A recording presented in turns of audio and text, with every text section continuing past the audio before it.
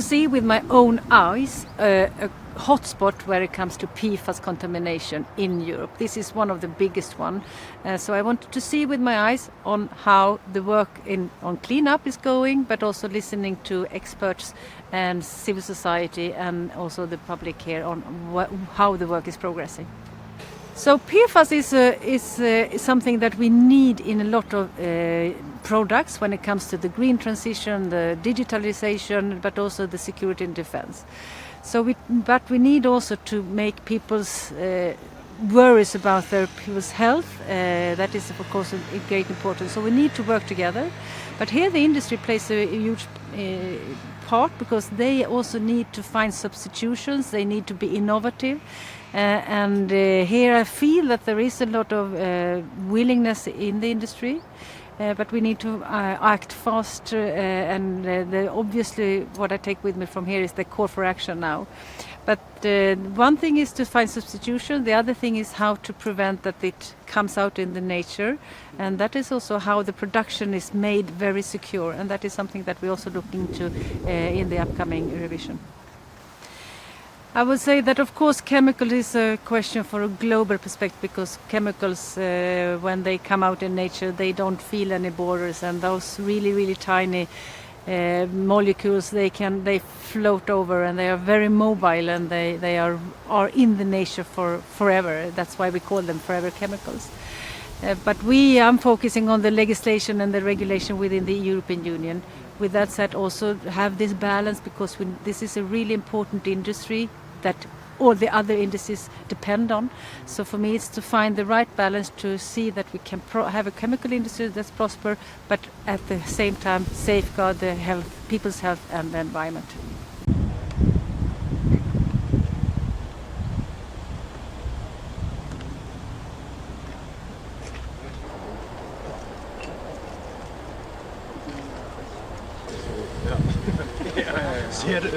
Zeer ruw weg. Onwaarschijnlijk. Ja, niet zo staf. Knops en piekeren. Ja, dat is meer van zich.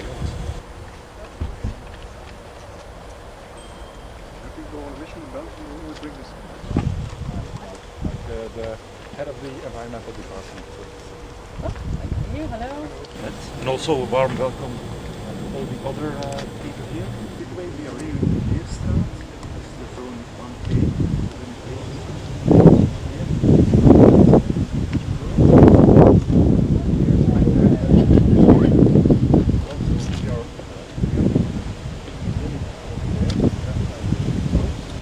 Soil investigation project were increased, and soil remediation project is about to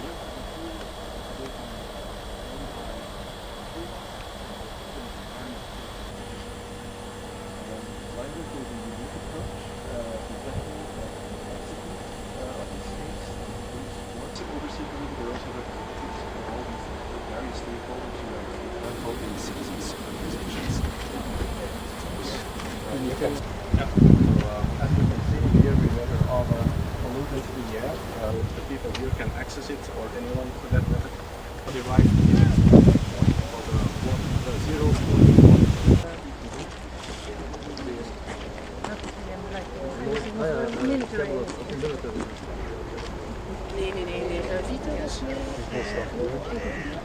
It's actually distributed in the topsoil of the zone 1A, a little bit small amount of P4 and other PFAS too. The 3M site in the directly surrounding area. And that's to give also a number, this was 40 kilograms under the 3M site in micrograms per liter of serum in linear PFAS with health effects are likely to happen. And to make this project feasible, and that will be allowing construction traffic to bypass the village streets of Zwijndrecht. 1A within a radius of roughly 2.5 kilometers will also be remediated. Though the exposure levels there are much lower.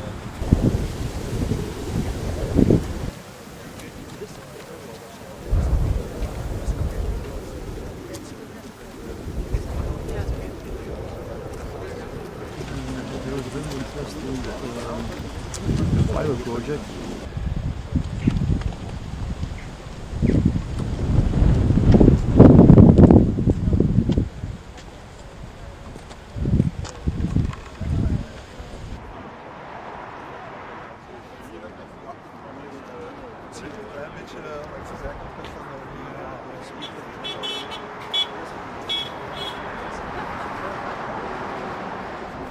and pump into a treatment facility. Thomas also elaborated there over that the treatment, 3M it has a temporary treatment facility and has to build focus on capturing heavily contaminated groundwater beneath the factory, because right next to the highway is maybe the best point to give, maybe even in Europe, with PFAS. And that hydraulic barrier is actually stopping the PFAS leaching into, together with Atlantis, into an eco corridor, because again, into surroundings. 3M has already taken out 130,000 tons of soil. No elephants, 9,000 dump trucks.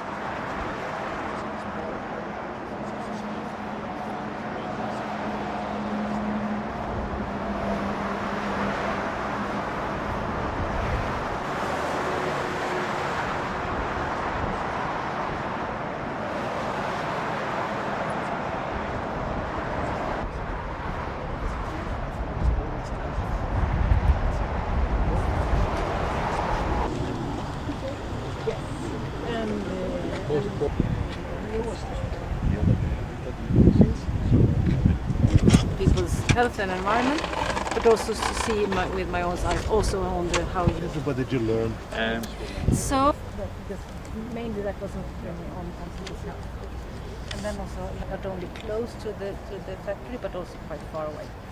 And then also what. And the green leaf. And there is different nature in one.